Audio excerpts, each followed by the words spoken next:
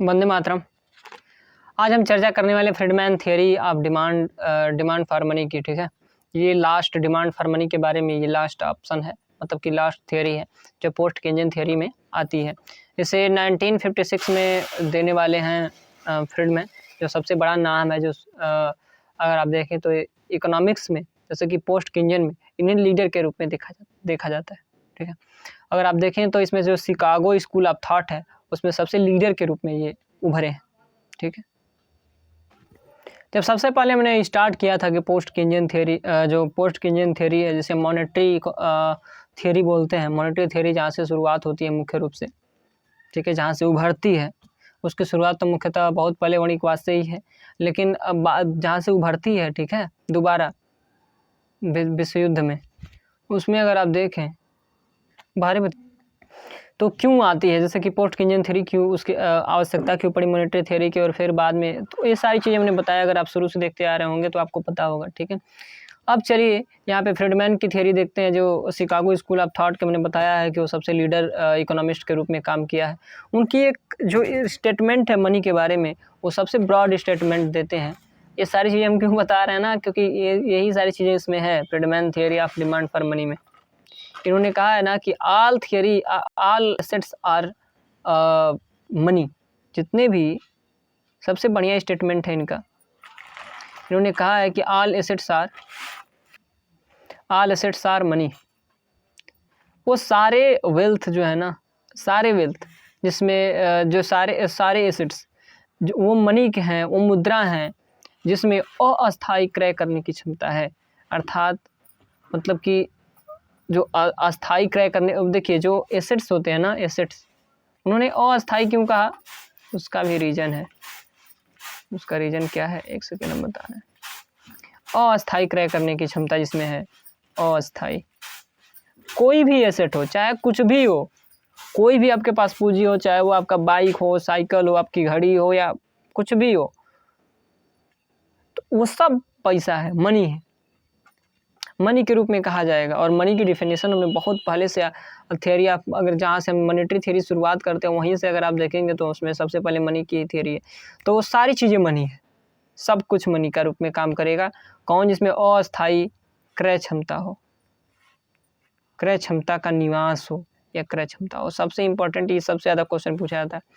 ठीक है, इस डेफिनेशन को, तो अस्थायी क्रय करने की क्षमता। देखिए किसी भी पूंजी में, हर पूंजी में, अधिकतर पूंजी ऐसी होती है जिसमें अस्थायी क्रय करने की क्षमता होती है। जैसे भी मान लीजिए कि आपके पास एक घड़ी है, तो आप हो सकता है कि आप उसको बेच दें तो आपको पैसा मिल जाए आपसे, उससे, अर्थात आप उस पैसे को एक्सचेंज कर सकते हैं। या हो सकता है आप जो आपके पास घड़ी है वो आप साइकिल खरीदने जा रहे हैं, ठीक है, तो आप घड़ी दे के खरीद लें, घड़ी महंगी है तो हो सकता है कि कभी ले सकता है आप, मे भी पॉसिबल। ऐसे मान लीजिए आपने, ऐसा होता है, पता है कब होता है गांव में, जब मान लीजिए आपने किसी के घर कर्ज लिया है, अब पैसा नहीं दे रहा है टाइम से, तो जो भी मिलता है वो रख लेता है। तो आखिर क्यों रख लेता है? जैसे मान लीजिए आपका बाइक मिल गया, वो रख लेगा। क्यों रख लेगा? क्योंकि उसमें क्रय करने की क्षमता है, क्योंकि उससे वो पैसा कमा सकता है बाइक से। तो वो पूंजी है और वो मनी है, वो मुद्रा के रूप में काम आया, समझ रहे हैं, वो मुद्रा के रूप में काम आया। क्यों? क्योंकि उसमें अस्थायी क्रय क्षमता। अब अस्थायी क्यों है? क्योंकि बाइक जो है ना, बाइक उस बेचारे ने तो रख लिया, लेकिन जो सारी एसेट्स होते हैं उसकी वैल्यू गिरती रहती है। अब पता चलेगा तो वही बाइक चले ही ना, इंजन ही खराब हो जाए, चले ही ना, सब कुछ खराब हो जाए, तो पूंजी रहेगी नहीं। जब किसी काम ही की नहीं है तो पूंजी का मतलब क्या है? तो पूंजी नहीं रहेगी। तो पूंजी में तो कोई उसमें क्रय शक्ति, उस पूंजी की क्रय शक्ति क्या हो जाएगी? खत्म हो जाएगी। आपके पास चीज़ें तो है, बाइक तो है, लेकिन वो चल ही नहीं रही है, खराब है, तो कोई लेगा उसको? नहीं। इसका मतलब क्या है? उसमें क्रय शक्ति खत्म हो गई, वो कुछ खरीद नहीं सकती। तो अगर बाइक कुछ किसी का भुगतान कर सकती थी या कुछ खरीद सकती थी, ऐसे मान लीजिए आपने बताया अभी कि आपने कोई सामान ले लिया, किसी से कुछ खरीद लिया, पैसा नहीं दिया, तो आपको बाइक रख लिया। तो क्यों बाइक रख लिया? क्योंकि उसमें क्षमता है, क्रय करने की क्षमता है। लेकिन जब बाइक कोई खराब हो जाए तो आपका कोई लेगा? उसके बदले नहीं लेगा, क्योंकि उसमें क्रय करने की क्षमता है। तो बस यही है यहाँ पे सबसे ब्रॉड कंसेप्ट है। देन अब हो गया, अर्थात हर एक चीज़ लगभग इनके हिसाब से मनी है, मुद्रा है। अब एक और हाइपोथेसिस, अगर आपने मैक्रो पढ़ा होगा, macroeconomics, then there have 4 type of hypothesis. First of is absolute income hypothesis, number दूसरा रिलेटिव इनकम हाइपोथेसिस, जिसे ड्यूजनबर्ग ने दिया था। तीसरा होता है एक और जीवन चक्र परिकल्पना और लाइफ साइकिल हाइपोथेसिस। और नंबर 4 इज जो permanent income hypothesis. Permanent income hypothesis ये किसने दिया है? ये दिया है फ्रीडमैन ने 1956 में। फ्रीडमैन ने कहीं कहीं 1957 देता है, तो आप टेंशन मत लीजिए। तो 1956 या 7 में इसे दिया था फ्रीडमैन ने। क्या? Permanent income hypothesis. और उसमें क्या था, थोड़ा सा उसके बारे में बताते हैं। उन्होंने कहा कि जो परमानेंट कंजम्पशन है ना, वो परमानेंट इनकम पे निर्भर करता है। परमानेंट इनकम क्या होता है, परमानेंट कंजम्पशन क्या होता है? परमानेंट कंजम्पशन का मतलब ये होता है, आपने अगर कोई भी चीज़ खा ली है ना, जैसे आप किसी भी चीज़ का उपभोग कर रहे हैं, जो आपको परमानेंट आप जिसका उपभोग कर रहे हैं, that is permanent consumption. Permanent आप उसका उपभोग कर रहे हैं। एग्जाम्पल है बहुत, जैसे मान लिया आपने सोना खरीद लिया, सोना, तो आप उसका आनंद ले सकते हैं ना। देखिए, उपभोग का मतलब ये नहीं है कि आप उसे खाएं, उपभोग का मतलब आराम का मतलब कि उसकी सेवा लेना। तो आप जब आपने सोना खरीदा, मान लीजिए सोने का कि आपने ज्वेलरी खरीदा, आप उसे पहन के जा रहे हैं। जैसे मान लीजिए सोने का आपने कड़ा खरीदा, अब बच्चे हैं, आपने कड़ा खरीदा या अंगूठी खरीदी, तो आप अंगूठी पहन के हर जगह जाते हैं, उसका उपभोग करते हैं, अर्थात उसकी सेवा ले रहे हैं ना। तो आप जीवन भर ले रहे हैं। जैसे आपने एक बार लिया तो फिर आपने जीवन भर ले लिया, उस आपको जीवन भर सेवा दे रहा है, दैट इज़ परमानेंट कंजम्पशन। और ये परमानेंट कंजम्पशन किस पे निर्भर करती है? परमानेंट इनकम पर। परमानेंट इनकम क्या होता है? एक होता है कि आपने कुछ काम किया, पैसा कमाया, दैट इज़ नॉट ये परमानेंट इनकम। परमानेंट इनकम इसे नहीं बोलेंगे। परमानेंट इनकम कैसे, किसको बोलेंगे? परमानेंट इनकम वो बोलेंगे जैसे कि आपने लॉ की डिग्री ली। जैसे मान लीजिए आपने वकील की पढ़ाई की और आपको लॉ की डिग्री मिल गई, और वो डिग्री क्या होगा? आपका परमानेंट इनकम है। परमानेंट इनकम अर्थात आपने क्या डिग्री ली है ना, वो आपकी परमानेंट इनकम है, वो परमानेंट आपके साथ रहेगा। That's why permanent consumption is depends on permanent income. इन्होंने कहा था, हम नहीं कह रहे हैं, इन्होंने कहा था। अब फिर इन्होंने समझा दिया है ऐसा क्यों हमने, और इन्होंने हम इसको क्यों समझाया, क्योंकि इन्होंने मनी डिमांड फंक्शन में इसको बताया, और इन्होंने बहुत बड़ा कॉन्सेप्ट दिया है मनी डिमांड फंक्शन का, कि लोग अपने मनी को कई रूपों में निवेश कर सकते हैं, कई एसेट्स के रूप में निवेश कर सकते हैं। जैसे कि, और ये भी किसकी आलोचना के रूप में आई? किन्स ने कहा था कि आप मनी को या तो कैश के रूप में रखते हैं, कैश को, या तो बॉन्ड को, और इसका जो निर्धारण होता है किसके द्वारा होता है? या तो वाई के द्वारा, या तो आर के द्वारा। Money is function of Y R, और वाई आर, ठीक है, किसके लिए? सी कैश या बॉन्ड के लिए। अर्थात आपके पास जितनी आय है ना, उससे या तो आप कैश रख सकते हैं जितना पैसा है, या तो बॉन्ड में निवेश करेंगे। ठीक है, बॉन्ड किस पे निर्भर कर रहा है? आर पे निवेश कर रहा है ना बस। और जो यहाँ पे कैश हो किस पे निर्भर कर रहा है? आई पे। अरे वाई नहीं रहेगा तो आप कैसे निवेश करेंगे? मतलब कि आपके पास अपने पास कैश कैसे रखेंगे? आपके पास पैसा ही नहीं है, तो आप कैसे रखेंगे अपने पास? नहीं रखेंगे। तो बस यही इन्होंने बताया था। तो अब इन्होंने किन्स की आलोचना की, और इन्होंने कहा था कि नहीं, ऐसी नहीं होती है मनी की डिमांड फंक्शन। उन्होंने 8-9 वेरिएबल दिए, शायद इसमें दिया होगा, इसमें लिखा होगा, सब अलग अलग लिखा होगा, तो ये दिक्कत हो सकता है। यहाँ पे सारे नोटेशन के मतलब दिया है, यहाँ पे देखिए, यहाँ पे सारी चीज़ें दी है। प्राइस ग्रुप में इन्होंने दिया है कि EM/P क्या है? ये रियल इनकम की बात कर रहे हैं सर। EM/P है रियल इनकम। मॉनेटरी इनकम में अगर प्राइस से भाग देते हैं ना, तो रियल इनकम आ जाता है। तो रियल इनकम की बारे में लेकिन अगर P को अगर यहाँ पे गुणा कर देंगे ना, तो हो जाएगा मॉनेटरी इनकम। तो मॉनेटरी फंक्शन आप हो जाएगा। लेकिन अगर P को अगर इस पे यहाँ पे कर देंगे, तो दैट इज EM/P, अर्थात रियल इनकम हो जाएगा। तो इसमें घबराने की बात नहीं।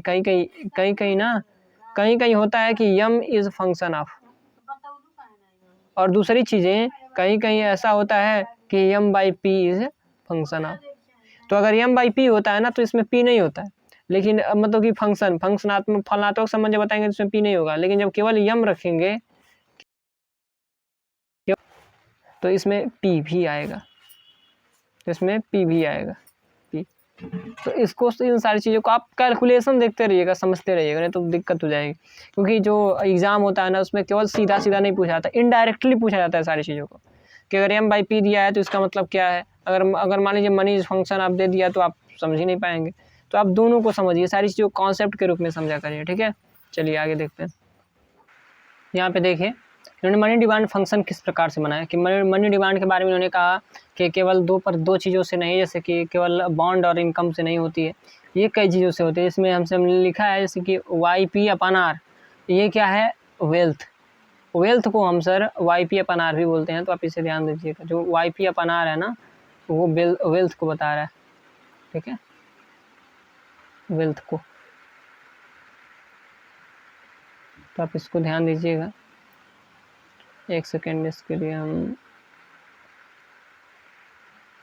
YP/R हैं, ठीक है। अब उसके अलावा हम देखिए क्या क्या लिख रहे हैं।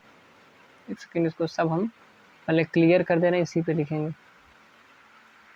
चलिए, अब इन्होंने कई चीज़ दी है। YP/R इक्वल टू वेल्थ, आप इसे R क्या है, एक सेकेंड, मनी का जो डिमांड है, MD it is a function of YP/R, ये है परमानेंट इनकम। परमानेंट इनकम पे अगर आपने R से अगर आप भाग दे देंगे ना रिटर्न से, तो वो क्या बन जाएगा, वो बन जाता है वेल्थ। नंबर दूसरा YP अर्थात तो केवल परमानेंट इनकम, तो एक है वेल्थ, इसको हम वेल्थ बोलेंगे। कहीं कहीं इसको देखिए, कहीं कहीं W लिखा होता है, यहाँ पे जो W लिखा है ना, वो क्या है, YP/R ही है, तो इसे वेल्थ W से दिखा रहा है। इसने अलग से लिख रहे हैं, क्यों, क्योंकि जो PDF है ना वो पुराना है। जैसे कि पुराने का मतलब ये है कि नए एडिशन आते हैं तो उसमें चेंजेस होते रहते हैं, तो उसमें कई सारे जो यहाँ पे जो नोटेशन है, इसको और डिफाइन किया गया है। जो वर्तमान एडिशन, जैसे जैसे बुक आती है वर्तमान एडिशन की, तो उसमें डिफाइन किया जाता है कैसे। चलिए, तो कहीं कहीं इस पर एक होता है ओमेगा। एक सेकेंड, हम सब पहले सारे लिख लें। तो MD is equal to function of YP/R, दूसरा YP अर्थात एक YP क्या है, परमानेंट इनकम, एक क्या, वेल्थ। उसके अलावा क्या है, डेल्टा P अर्थात प्राइस चेंज पे। उसके अलावा है ओमेगा क्या है, ये रेशियो बताता है नॉन ह्यूमन और ह्यूमन एसेट के बीच में, ठीक है। ये एक के प्रकार से कांस्टेंट के रूप में काम करता है, जो रेशियो बताता है नॉन ह्यूमन और ह्यूमन रिसोर्सेज के, जो दो प्रकार के रिसोर्सेज होते हैं ना, ह्यूमन रिसोर्सेज और नॉन ह्यूमन रिसोर्सेज। इसके बारे में अभी हम बता रहे हैं, पहले आप इसको समझिए। नॉन ह्यूमन और ह्यूमन रिसोर्सेज के बारे में इन्होंने W से दिया है, ठीक है। और एक चीज़ और है, यहाँ पे म्यू लिया गया है। 1 2 3 4 5, पाँचवा चीज़ हम बता रहे हैं, स्केल ऑफ प्रेफरेंसेस है म्यू। स्केल ऑफ प्रेफरेंसेस मतलब कि जो प्रेफरेंस है, मतलब कि जो पसंदगी है, उसका मापन करता है कि कौन सा चीज़ पसंद है, जिसके लिए वो मुद्रा का मांग करेगा। उसके अलावा भी 1 2 3 चीज़ें हैं, जैसे RE है, ये क्या है, रिटर्न ऑन इक्विटी, अर्थात उसको रिटर्न कितना मिला है, इक्विटी मतलब शेयर में निवेश करने से। दूसरा है RM क्या है, RM है जैसे कि रिटर्न ऑन मनी, आप ऐसे बोल सकते हैं कि रिटर्न ऑन बॉन्ड। कहीं कहीं जो RM है ना, उसे रिटर्न ऑन बॉन्ड के रूप में भी लिखा गया है, तो आप इसको भी समझ लीजिएगा, ठीक है। चलिए आगे देखते हैं। जो RM है, इसे हम RB लिख सकते हैं ना, RM या RB, ये रिटर्न ऑन बॉन्ड है, ठीक है। उसके अलावा क्या है, उसके अलावा P है लास्ट में। तो 1 variable, 2 variable, 3 variable, 4 variable, 5 6 7 8 variable हो गया, ये है P, प्राइस लेवल।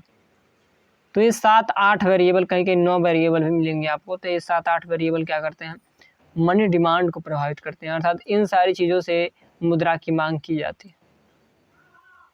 और बस यही जो P है ना, जो यहाँ पे लास्ट में P लिखा है, इसी को अगर P को आप यहाँ पे लिख देंगे ना, तो MD/P अर्थात रियल डिमांड फॉर मनी हो जाएगा, वस्तुओं और सेवाओं के रूप में डिमांड फॉर मनी हो जाएगा, ठीक है। तो ये 7 8 चीज़ें हमने जैसे सीक्वेंस वाइज लिखा है, वैसे सीक्वेंस वाइज लिख लीजिएगा, ये सारी चीज़ें आ सकती हैं। तो किताबों में ऐसे लिख दिया है, ठीक है, और फिर ऐसे भी दिया है, तो आप इसको भी पढ़ लीजिएगा, इसको भी, और इसके नोटेशन मतलब क्या क्या है, तो उसको भी पढ़ लीजिए। चलिए, और फिर इन्होंने जो सबसे अंतिम चीज़ है जो हम बताने वाले हैं, ये लास्ट की, उन्होंने जो वेल्थ है ना, एसेट्स, देखिए हम यहाँ पे देखिए वेल्थ को Y/R से दिखाया गया है, ये परमानेंट इनकम ही है, तो आप इसे डिस्टर्ब ना, तो इसी को वेल्थ के रूप में वहाँ पे दिया गया था, ठीक है। चलिए, अब एक चीज़ और है, उन्होंने जो एसेट्स है ना, एसेट्स उसको 2 भागों में बांटा है। एसेट को। एक होता है ह्यूमन एसेट, एक होता है नॉन ह्यूमन एसेट, मानवीय परिसंपत्ति, गैर मानवीय परिसंपत्ति। और नॉन ह्यूमन एसेट में एक होता है फिजिकल एसेट, एक होता है फाइनेंशियल एसेट। इन सारी चीज़ों को आप बनाना होगा आपको डायग्राम। तो एक होता है फिजिकल एसेट, भौतिक संपत्ति, ठीक है, वित्तीय संपत्ति, और दूसरा होता है फाइनेंशियल एसेट। और ये फाइनेंशियल जो ये है ना, ये वाला फाइनेंशियल एसेट, तो ये क्या है, इसमें आता है मनी। दूसरा इसमें क्या आता है, मनी आ सकता है उसमें। उसके बाद आप देख सकते हैं इसमें दूसरा है बॉन्ड, और तीसरा है इक्विटी। तो एक है मनी जिसे हम कैश बोलते हैं, दूसरा है बॉन्ड, तीसरा है इक्विटी। तो 5 फॉर्म इन्होंने बता दिए मुद्रा के। कौन कौन? सबसे पहला फॉर्म है ह्यूमन एसेट। मनी को देखिए, कौन से ह्यूमन एसेट के रूप में, कौन से आदमी वैसे होंगे जो एसेट के रूप में, पूंजी के रूप में काम करेंगे, जो प्रोडक्टिव हो, स्किल्ड लेबर, ठीक है, उसे ह्यूमन कैपिटल बोलते हैं, ह्यूमन एसेट बोलते हैं। दूसरा क्या होता है परिसंपत्ति में, फिजिकल मतलब भौतिक परिसंपत्ति, जैसे कि गाड़ी, बंगला इत्यादि, ये सब भौतिक परिसंपत्ति। तो एक परिसंपत्ति हो गया, दूसरी भौतिक परिसंपत्ति, दूसरा। तीसरा होता है फाइनेंशियल परिसंपत्ति, और जिसमें 3 भाग होते हैं। तो एक होता है मनी, रुपया, और एक होता है बॉन्ड, और एक होता है इक्विटी। अर्थात ये 3 और ये दोनों, अर्थात एसेट्स के 5 फॉर्म बताए, एसेट से 5 फॉर्म बताए, उन सबको नोट कर लीजिएगा एज इट इज जैसे हमने लिखा है, ठीक है। अब 5 फॉर्म में आप जानते हैं कि कैश पे रिटर्न नहीं मिलता। कैश मुद्रा के रूप में तो काम करता है, लेकिन कैश पे रिटर्न नहीं मिल सकता फाइनेंशियल एसेट में। लेकिन इन्होंने कहा कि नहीं मिल सकता है। और किस रूप में कैश से रिटर्न मिलता है? देखिए, किस रूप में कैश से रिटर्न मिलता है। इन्होंने कहा कि अगर कैश आपके पास रहेगा तो आपको पास सुविधा मिलेगी, सुविधा के रूप में आपको रिटर्न मिलता है या प्रॉफिट मिलता है। कैश आपके पास रहेगा, जब मन करे चाहे जब चाहे तब कुछ खरीद ले। बैंक में पैसा रहेगा तो निकालना पड़ेगा ना, लेकिन कैश रहेगा तो आपको सुविधा मिलेगी। दैट्स वाई इसको एसेट के रूप में इन्होंने शामिल किया है। हमें उम्मीद है कि फ्रीडमैन की सारी चीज़ें, जो सारी अवधारणाएं थी, बस इन्होंने मुख्य इम्पोर्टेंट यही था कि जो मनी डिमांड फंक्शन दिया है, जिसको हमने बहुत बेहतरीन तरीके से समझाया, पूरा बेस दे के आपको समझाया। It is a function of, अगर आप देखें तो इसमें Y/R है, जैसे वेल्थ है, उसके बाद हमने प्राइस लेवल को लिया ΔP/P, फिर ओमेगा को लिया, फिर म्यू को लिया है, फिर P को लिया है प्राइस लेवल को, और फिर बहुत सारी चीज़ें R अर्थात return in bond, RB return in equity, RE। तो ये सारी चीज़ें हमने लिखा है, मतलब 7-8 तरीके के नोटेशन हमने लिए हैं। It is a function of that. तो मनी के बहुत सारे निर्धारक हो सकते हैं, किसके द्वारा? फ्रीडमैन। लेकिन एग्जाम्पल, एक चीज़ रिस्ट्रिक्शन है यहाँ पे, अर्थात आप बोले कि एक तरीके से हम बता रहे हैं आपको एक चीज़, कि जो शॉर्ट रन में मनी डिमांड फंक्शन होगी, इनका कहना है कि जो शॉर्ट रन में मनी डिमांड फंक्शन होगी वो बिल्कुल किन्स की तरह होगी। जो किन्स की, देखिए फिर वही बात हो गई कि जो शॉर्ट रन में मनी डिमांड फंक्शन होगी SR में, वो किसकी तरह होगी? किन्स की तरह। अर्थात money demand is function of Y and R, और Y भी क्या होता है? स्थिर होता है। Y भी स्थिर होता है। आय को आप तुरंत नहीं बढ़ा सकते ना अपने शॉर्ट रन में, लॉन्ग रन में कंसेप्ट है आय का बढ़ना। तो कि आय कैसे बढ़ेगा? अब एक आदमी का थोड़ी पैसा है ये आय, ये पूरे देश का पैसा है सर। आय, इनकम, रियल इनकम, तो तब बढ़ेगा जब इन्वेस्टमेंट बढ़ेगा। इन्वेस्टमेंट नहीं बढ़ेगा तो नहीं बढ़ पाएगा इनकम आपका। ये रियल इनकम है। रियल इनकम मतलब N/P, ये पैसा के रूप में नहीं है nominal value, it is a real value. तो आप ये समझेंगे। और इस चीज़ को हमने जब रियल बैलेंस इफेक्ट बताया है, तो डॉन पेटिंकिन के मॉडल में हमने आपको ये सारी चीज़ें बताया कि what is real balance effect.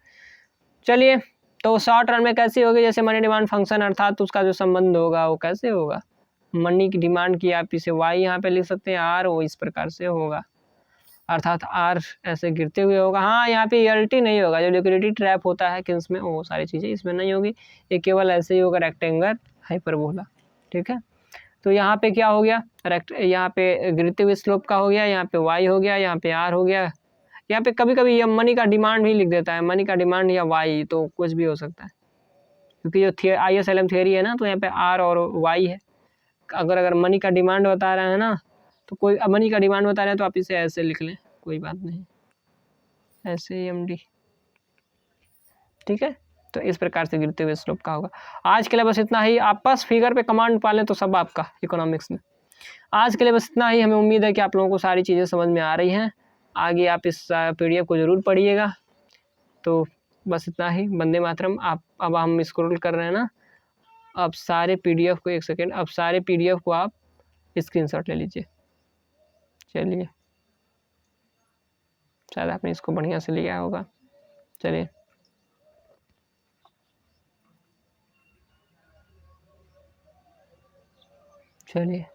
ये है फ्रीडमैन का डिमांड फॉर मनी। इसे हम बोल सकते हैं कि रीएस्टेब्लिशमेंट ऑफ फिशर थियरी, मतलब कि मॉनेटरी थियरी अर्थात फिशर थियरी को फिर उन्होंने रीएस्टेब्लिशमेंट किया।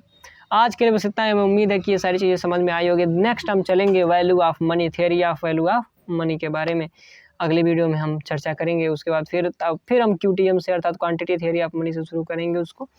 हम वैल्यू ऑफ मनी को, बहुत ही इंपॉर्टेंट चीज़ है वो, हर जगह आपको मैक्रो इकोनॉमिक्स में पढ़ने को मिलेगा, आपको मॉनेटरी इकोनॉमिक्स में पढ़ने को मिलेगा, और दुनिया के हर एक चीज़ एग्जाम में अगर जहाँ पे इकोनॉमिक्स संभव है, जैसे कि बैंक हो, बहुत सारी चीज़ें, उसमें आपको ये सारी चीज़ें पूछी जाती हैं, तो मॉनेटरी थ्योरी जरूर पढ़िएगा। आज के लिए बस इतना ही। वंदे मातरम।